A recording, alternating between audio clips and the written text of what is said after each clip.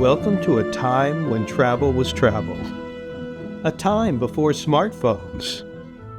My brother gave me a 17-day cruise from Genoa, Italy to America. This was not the cruises of today. There were no roller coasters, no water slides, or constant music and entertainment 24/7. It was just a chance to be, to feel the changes of the wind and feel the breathing of the earth, to meet people and to not worry about time. The name of the ship was the Melody. She has long been scuttled and replaced, like everything when age has taken its course. But for one brief moment, in the changing of the year 2001 to 2002, I got to experience a beautiful, a peaceful moment in time.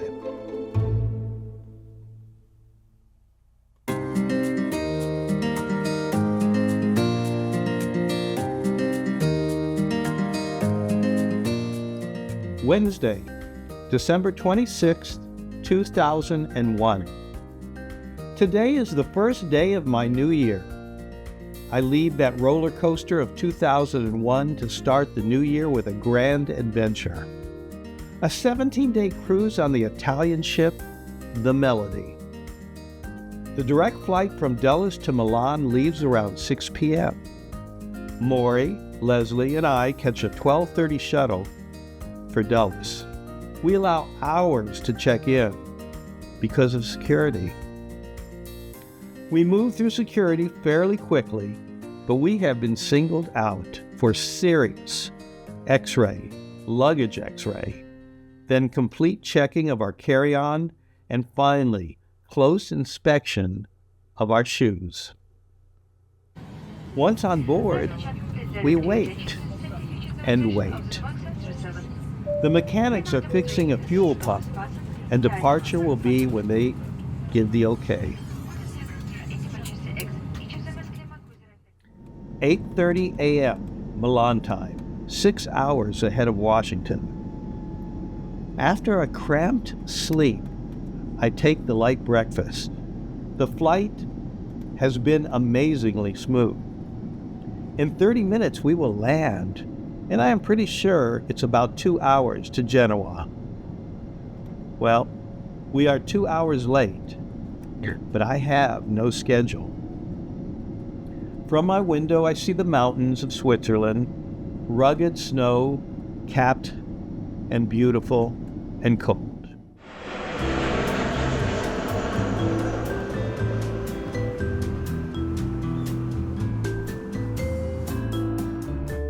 Well, we finally boarded the ship.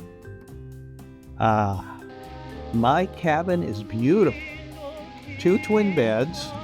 Opera is playing on the radio, and there is a nice size shower. To get here was a lot of waiting. After a 2-hour bus ride from Milan, winding through mountains and cliffside villages, we embark into the terminal, and we wait. Over an hour later, we walk up the gangplank, and once more our bags are X-rayed and we walk through metal detectors. Security is an issue. Exhausted, I still find the energy to explore the upper outside decks. There is an embracing cold in the air, but it is dry and clean, and the evening light makes the city of Genoa glow on the hillsides. After the safety lecture by the crew, I go back to my cabin to rest. There is a constant vibration from the engines as we sail along the Italian coast. I want to rest, but the casino calls me.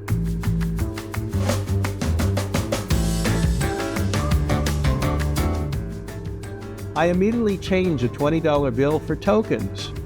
I play video poker and slots, and I decide to lose most of my money at video poker.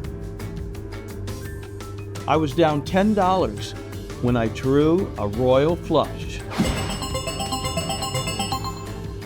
Aside from the bells going off, I sat in stunned belief because I just won $1,000. Now, is this the way to begin a cruise? You bet.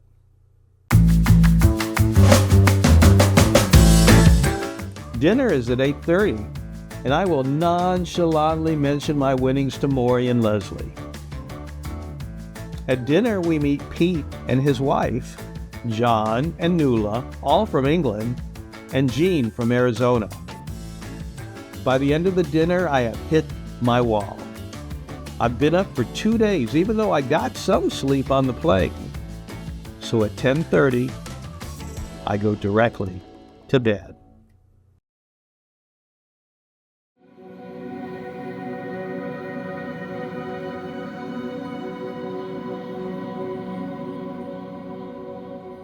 December 28th, Friday, 2001.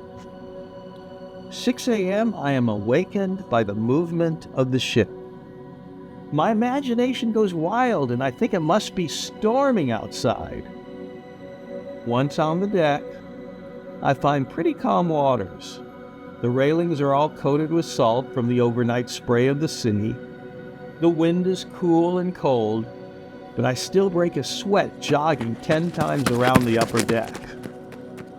The sun still has not come up yet, but the horizon glows with deep reds in anticipation of a beautiful, clear day.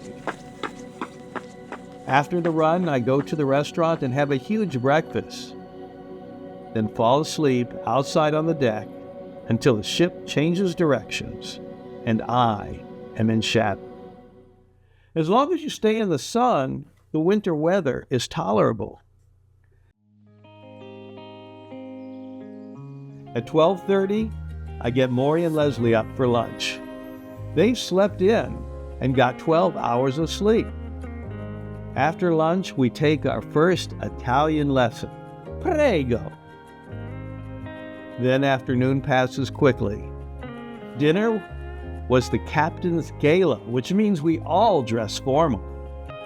So many men in tuxes and women in beautiful evening gowns, it simply felt elegant. We spent the evening with our table mates and after dinner went to the show where we saw dancing girls and an amazing presentation of hand shadows done to music, and of course, the ship's magician. And the wonderful switch was that it was a woman magician with a male assistant. Maury and Leslie call it an evening and I continue to party with Peter and Carol and Jean. We head to the pool deck where they are serving crepes and ice cream and hold the Mr. Melody contest. It was all in good fun, and many contestants enjoyed the humiliation of a half Monty to win a t-shirt and a hat and the title of Mr. Melody. At 1 a.m., I call it a night. Saturday, December 29th, 2001. Finally made it to the gym and did 20 minutes on the life cycle. Of course, I negated any calories lost with a large breakfast followed by a large lunch. And before lunch, I have a beer with Uwe, who's traveling with his wife, Dorothea, from Essex, Germany. The weather is almost balmy as we skirt along the Spanish coast, and at 5 p.m., we dock in Gibraltar. We have 4 hours to see the sights. We hop a cab, and our driver, Robert, maneuvers the one-lane road up the mountain. Higher and higher, switchbacks and hairpin turns. The view of the Mediterranean and the Atlantic meeting is breathtaking. From the vistas, we can see Africa in one direction and Morocco in another, and Spain to the north. Near the top, we stop and photograph the monkeys that are jumping on the taxis and just looking for food. We also stop into the caves and walk through caverns of stalactites and stalagmites. Everywhere it is wet and water drips from every crevice. Finally, we reach the top of Gibraltar as the sun begins to set. Robert then takes us back down and drops us off in the city. We walk the festive streets. More than half of the shops are closed. Many of the tobacco and liquor stores are open. When we get to the main square, we see a Burger King and Pizza Hut, which we avoid. We go to the Café Sol. There in the hip decor, built into the old barracks, we had a cup of perfect cappuccino. It was so good, we try the hot chocolate. We then take a 20-minute walk back to the ship. There's basically a chill in the air, and the night is clear. Later after dinner, Peter, Carol, and Jean and I take in the flamenco show, and I call it a night afterwards. Jean is a night owl and stays up late, always going to the midnight buffets, but she misses the morning and always sleeps in until noon or later. I'm up at 7 and I do exercises. Let's talk about some of the people. Some of the crew, and some of the people we met. Here is Margarita. She's from Poland, and she cleans my room. Vincenzo from Italy. He's our waiter at our table. He's 64, who keeps bringing way too much food, even when we say no more. Peter and Carol from England. Met them at our table, and we hang out with them a lot. More of the players to come later.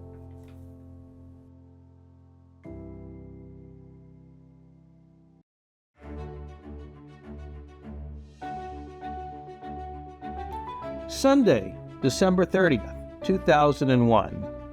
Lost at sea. Before this day, the ship sailed on glass. I could barely feel any movement of the ship. Today, the swells are huge and an occasional large wave hits the ship.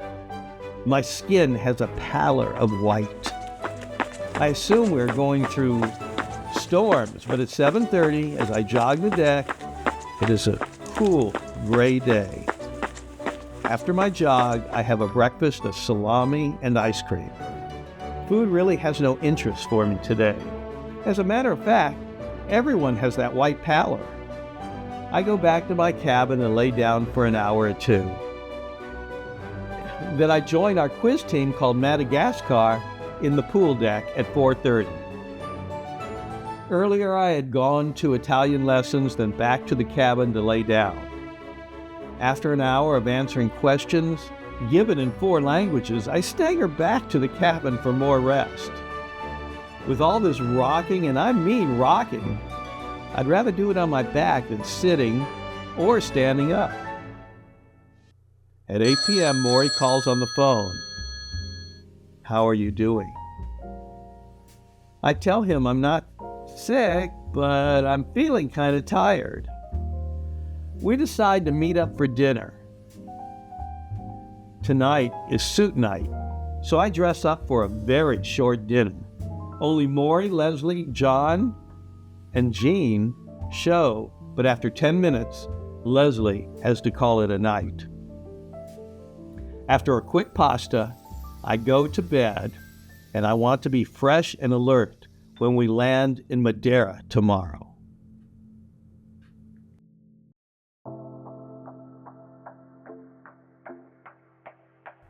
Here's our captain, Silvia Capuccio. Monday, December 31st, 2001. So close and yet so far. A rainy day, anchored in sight of Madeira. The waters are so rough they can't, for safety reasons, let us go to shore. Because 4 other cruise ships are docked in the port, we would be ferried to the shore in small boats, if the sea was calm. So Maury and I head to the sun deck and continue with our Italian lessons with Francesca. And here's what Francesca looks like. The boat rocks and rocks, and I am tired. I am so tired. We all know we can only see Madeira from afar.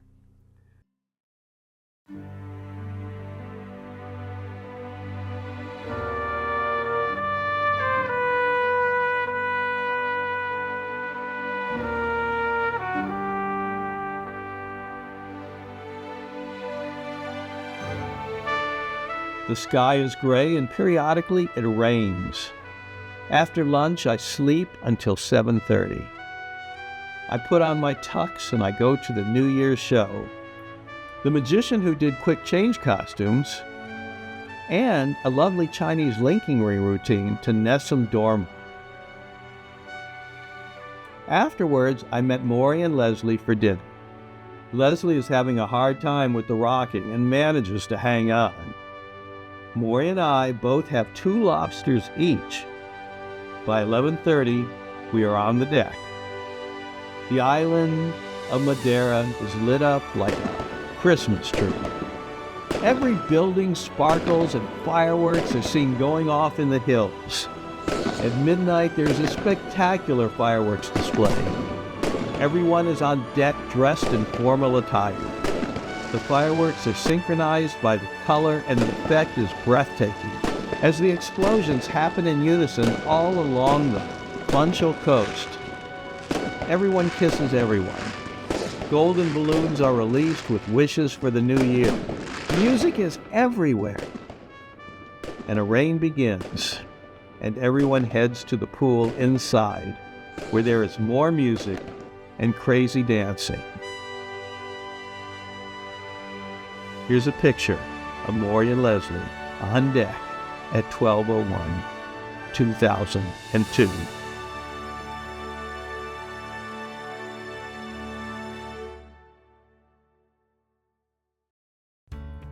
And here is Jean from Arizona.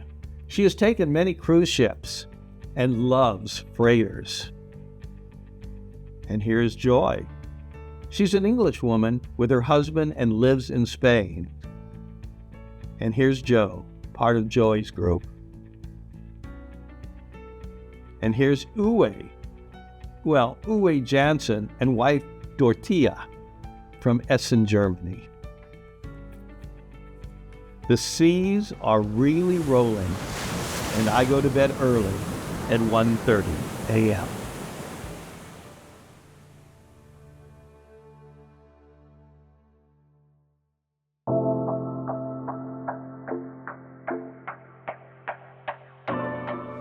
Tuesday, January 1st, 2002. The new year begins and my imagination thinks we are going through storms. The swells are really big and I feel it wouldn't take much to Mal de Mar. I have a light breakfast, then drag myself to Italian lesson. I could barely sit upright in my seat. After the hour lesson, Maury and I lay on the deck.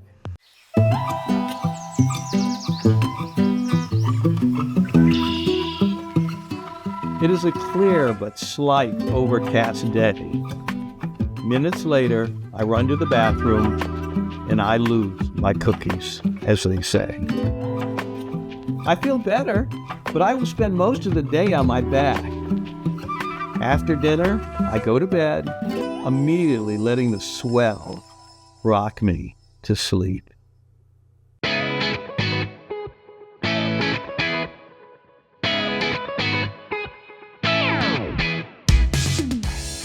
Wednesday, January 2nd, 2002. Finally, a smooth day. I feel better and I am more attendant at the Italian lesson. It is an aimless day as I take more and more photographs of sea, the sky, and the ship. Time flies and Team Madagascar meets in the club for round 3 of the trivia quiz. We are triumphant and get our foam key rings as prize. It is John and Nuala's 25th anniversary, and covert plans by Reg and Dave have been in effect for days. We will spring the surprise January 5th. Dinner is another gala, and once more I put on the tux. The food never ends, drinks are plentiful, and every night is one endless party. After dinner, we take in the show of Fantastico's ballet of music history. Let's just say it was music. After the show, it's on to the Miss Melody contest. A very cheesy show, all in good fun. I call it a night. Each day we gain an hour, and it is welcome.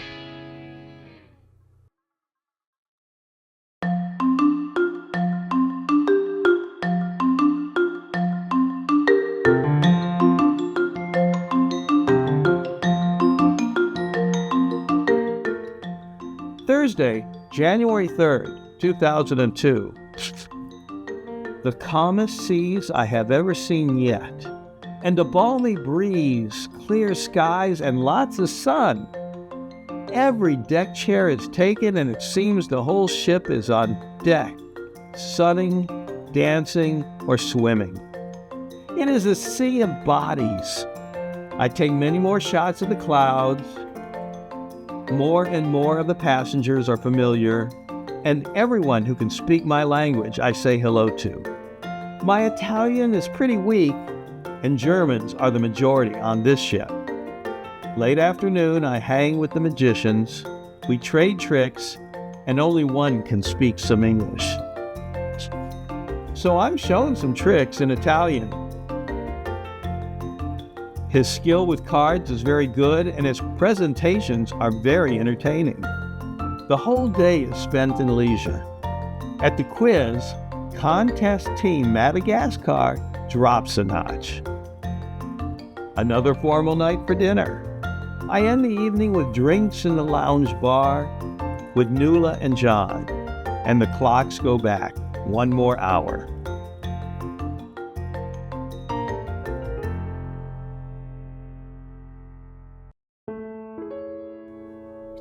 Friday, January 4th, 2002. Every day, Margarita leaves me fresh fruit in my room. Kiwis, apples, oranges, and the days are getting hotter. White caps on the sea, and the ship sails through calm waters. I hang with Dave and Reg and watch the flying fish break the water and coast on the currents of air. They look like dragonflies. Around noon, I call the States on satellite phone. At $6 a minute, I say hello to Earl and I hang up. Tonight, I have an invitation to the captain's table for dinner. That means tux, and I wonder if the food will be different. 12:30 a.m., I set my watch back to 11:30. Dinner was held in the Sun Terrace room.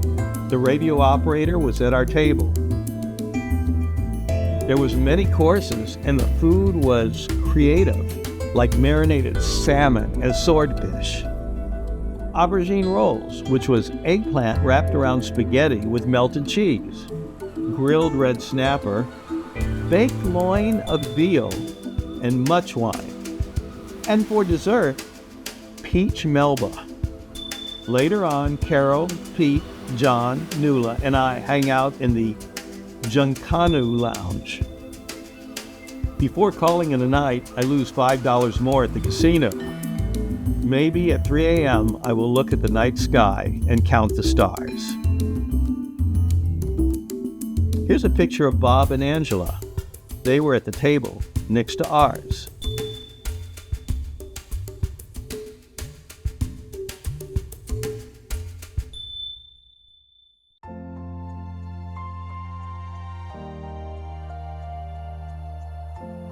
Sunday, January 5th, 2002.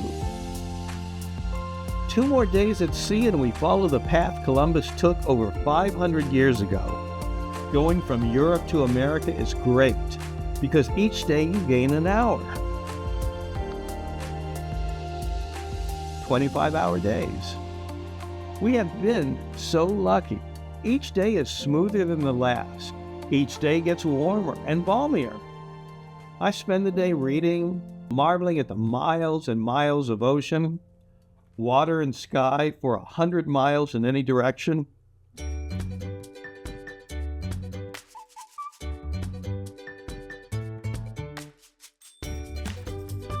We have plotted for a few days a surprise party for John and Nuala's anniversary. Maury tells Nuala, a ruse, that he is quite angry because Nuala wrecked the surprise for Leslie's party, but wants them to come. 15 of us await at the Ribod Bar. Maury and Leslie enter, John and Nuala behind. Leslie says, "Surprise!" and turns to Nuala and says, "For you." Stunned, shocked, tears, champagne flows, laughter, more tears. A passenger sits and plays The Night We Met on the piano. Maury gives a toast. I take photos. Nuala, in her fishnets and flower dress, is floating around the room. Watching the couple like two giddy children thrills us to no end, and the party spills out into the bar and continues in the dining room. More champagne, more toast, and the captain comes to our table and congratulates the newlyweds. So you'd think, even though it's been 25 years, a second marriage for John and the first and last for Nuala. A cake is brought, more toasting, and the party moves to the Junkaroo Lounge. I have a Singapore sling which puts the cap on my evening. After another day of leisure, I go to bed.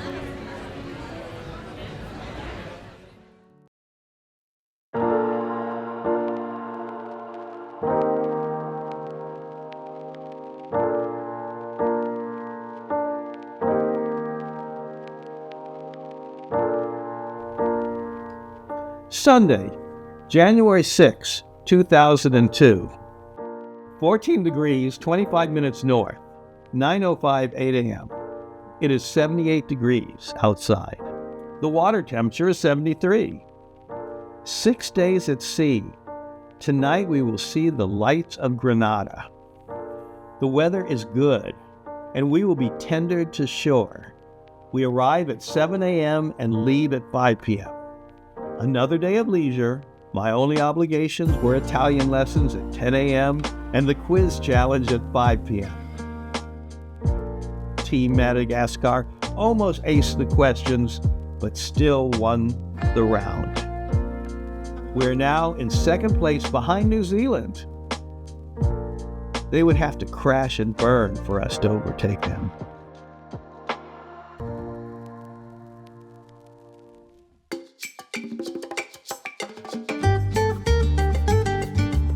Monday, January 7th, 2002, Grenada. We are tendered to shore. After 6 days a sea, we set foot on land. What a beautiful sight. St. George is like a postcard, with the harbor nestled at the base of the mountains, lush green landscape. As we look out to sea, we see the melody floating like a jewel in the green blue of the waters. From a distance, the ship is a study in classic lines, and the size still amazes me. Maury negotiates a cab. Bonston, our driver, has named his minivan King Cobra. And here's a picture of Reg and Dave. And a picture of me in St. George. And finally, Bonston, our cab driver. We drive up the mountain roads, beginning with a zigzag, crisscross tour of the town of St. George. The streets are very narrow, and Bonston drives nice and slow as he tells us of Grenada's history. The lushness surrounds us, and we get higher. Because of the volcanic soil, everything grows. There are over 32 types of bamboo. Our first stop is the Amba Khalid Spice Shop. Here we are shown nutmeg plant, how every part of it is used. The red fibers surrounding the shell is mace. From the nut, they make everything from the spice to flavoring to liniment for mussel eggs. We sample the hot sauce. Yo, whoa! I like it, so I buy that too. From the back of the store, we can step out on a balcony. Far below are green hills that drop to the sea. This view for miles reinforces our feeling of being in paradise, and we imagine waking up every morning to such a sight. We get back into King Cobra, and Bunston snakes his way up to the top of the ancient volcano. We then head to a rum factory. We tour a relic from the past, which is still in operation. The machinery is from 1865, and it still runs. Sugarcane is not a main crop on the island today, so the rum factory imports their molasses to make the various rums. I never liked rum, but when I tried the 8-year bottle, it was smooth compared to the white rum, which was like rubbing alcohol, and it tasted like it too. So I bought the good stuff to make tropical drinks whose potency will sneak up on you because of their smoothness. After too many shots of rum, I skip to the King Cobra, and Bonston takes us to where we have a lunch on the beach. Here's a picture of Leslie.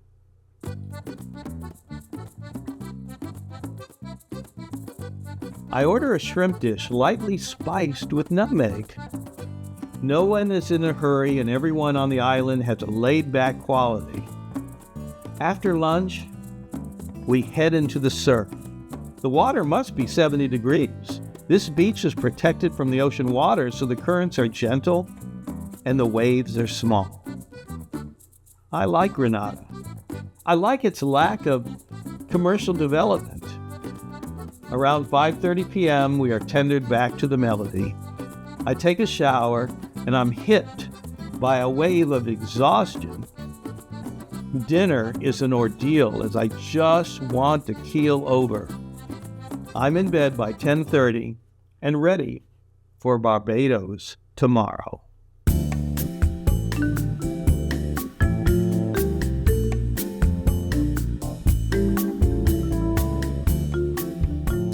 Tuesday, January 8th,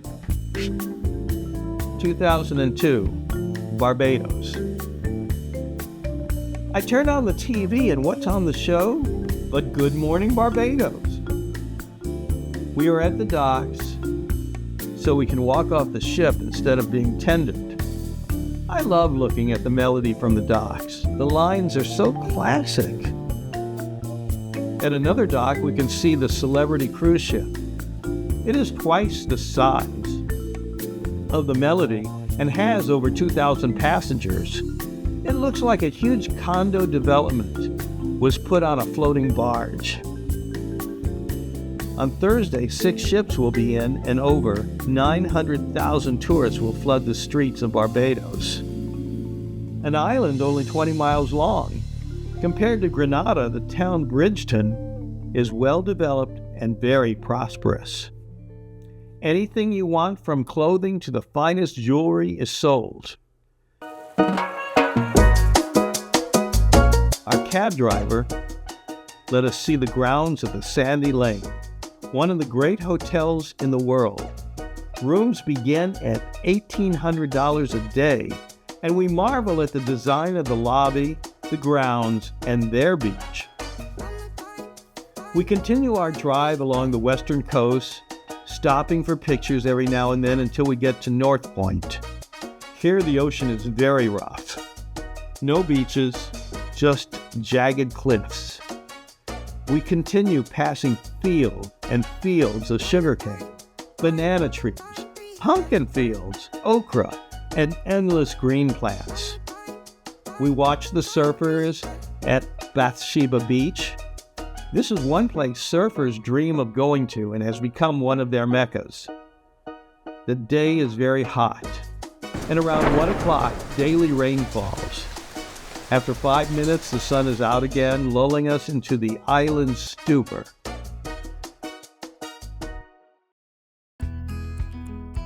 I can see coming back to Barbados, the people all have smiled and have that easygoing pace we found in Grenada. We take lunch at a local eatery called Muster. The food is cheap and plentiful.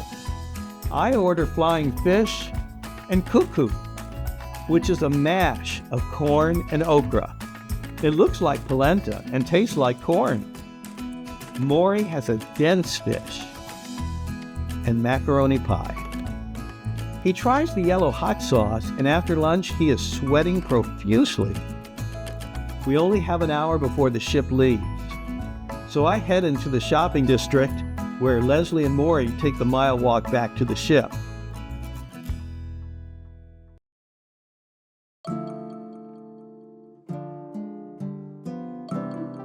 Back at the ship, I wrap my presents, one to Francesca, for today is her birthday, and the anniversary album for Nuala and John. Feeling total exhaustion, I decide to wander the ship. I hang with some French people and advise their son, Thomas, how to improve his magic. At 8, I try once again to win $200 at bingo. Not even close. Dinner comes quickly, then the show in the Galaxy, and then off to bed. Here's a picture of Dharma, one of the passengers from Geneva. And here was our great tour guide, Super Dave. Taxi service. He calls himself Super Dave Taxi Service, day or night. And here's a picture of John and Nuala when I gave them the album.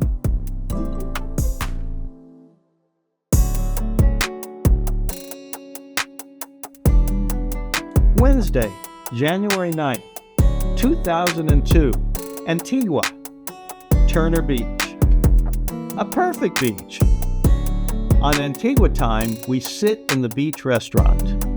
Balmy breezes blowing, and wait an hour and a half for lunch. While I wait for lobster and ribs, I sip coconut and pineapple crushes. The sand is a soft mixture of billions of shells, and on this part of the island, the water is very gentle. The water is warm, and the color is an emerald green, and I could spend the day here. Earlier, we took a driving tour of the island. One place was English Harbor, a protected harbor with mountains on 3 sides. A constant breeze is blowing, and a total feeling of harmony rides on these currents, and we just smile and take in the beauty.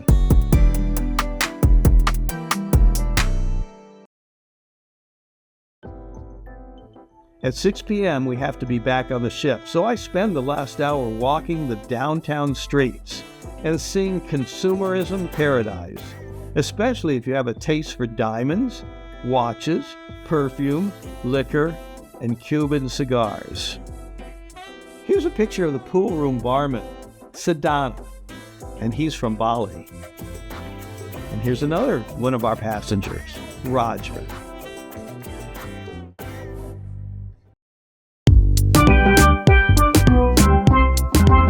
Thursday, January 10th, 2002, Tortola. Only here for 5 hours, so we immediately head for the Brewers Beach. The ride up the mountains is breathtaking. The roads, or should I say road, is barely wide enough for 2 cars. The panoramic views of the island are breathtaking, and smaller islands dot the sea. We start taking hairpin turns and switchbacks as we head down to Brewers Beach. Each view of the beach is overwhelming. Once on the beach, I rush into the crashing surf. Pelicans are floating on the waves, and some are diving for lunch. The emerald green water is so clear you can see 6 feet to the bottom. Thousands of silver fish swim by as I can see why the pelicans come here for an easy meal. I catch a few good waves and body surf in. Time flies and we must return to the ship. Leslie loves this island. A week here would be her idea of relaxation. A daily regimen of sun and sea.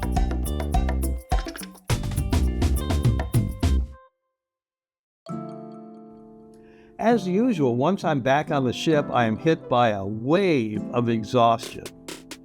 I rally for the final round of the quiz challenge. Team Madagascar comes in third. We get t-shirts and champagne. It was a fun game, full of humor, camaraderie, and one of our few structured moments of cruise life. The trip is winding down quickly now. Only 2 more days left. Tomorrow is a day at sea before we hit the Grand Bahamas.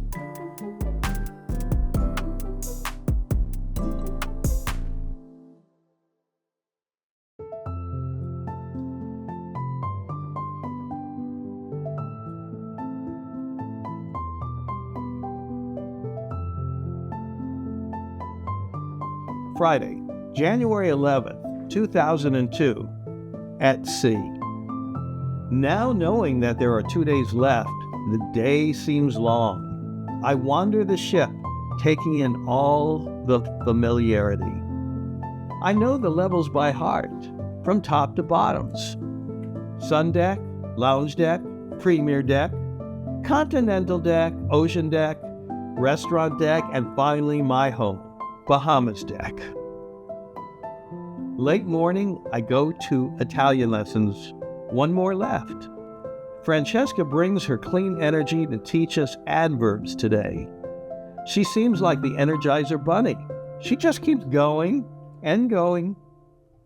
I continue my wanders, socializing, reading, and I find Peter and John in the pool room in the late afternoon. We hang out for bingo and lose. The prize of $200 keeps eluding me. Back in my room, I put on my tux for the last time. Tonight is a gala night, starting with the captain's cocktail before dinner. This is the time the captain and the crew can bid us all farewell and thank us for a wonderful cruise. After many drinks, we head for dinner and gorge on lobster and steak. Vincenzo is in his usual form teasing us as we order and saying they've run out of food just before the desserts. The lights go out in the dining room, and 50 or so waiters parade through the room, each holding a flaming ice bomb. I think it's baked Alaskan, really. A splendid evening that continues late in the Galaxy Club, where we see our final show. It ends with the cruise staff doing a touching number with their names glowing in the black light, and through very clever choreography, spell out goodbye in 4 languages. Here's a photo of Diana and Gianfranco, the ship's magicians. And here's a little view of the sun deck. And here is Anna. She's a German Amazon and a crewmaker. And she's really Italian. Saturday, January 12, 2002. Freeport, Grand Bahamas. Last day. I get up early and wander the decks aimlessly. Strange withdrawal.